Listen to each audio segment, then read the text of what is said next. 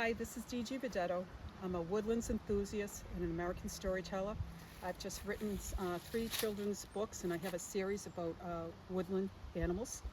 I live in New Hampshire and I'm down on my trail. Today it's about the American toads and me adding a little bit of added protection for them overwintering. They are hibernators. They will dig themselves into the ground under the frost line. So putting some layers of leaf litter, and I put a little straw on top. I'll show you what I did. I'm going to do some more. These are all low spots and the soil's soft, so I have seen toads down here before, but I have to be honest, it was a very quiet season up here in my Woodlands trail. I know that up in the yard, in the flower beds, I was a little over the top with raking, a little too much, and that leaf litter is very critical. It's a lot of work and you don't need to do that because most of it will decay and become soil.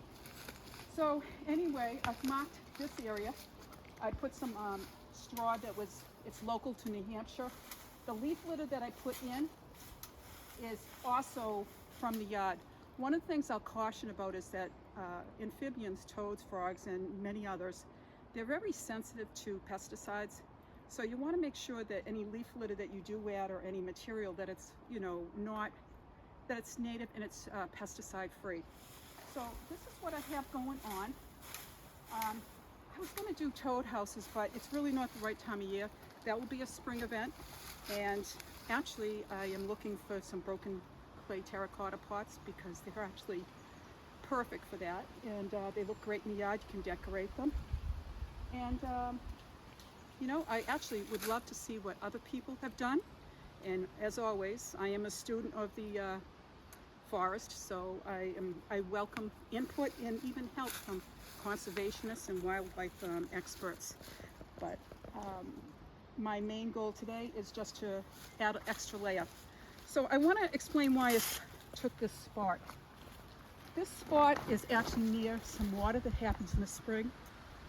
Usually when that happens from snow melt or runoff, it occurs because there's a low spot. And it's called a vernal pool, but mine I think is more like a ponding puddle. I think it doesn't meet the criteria.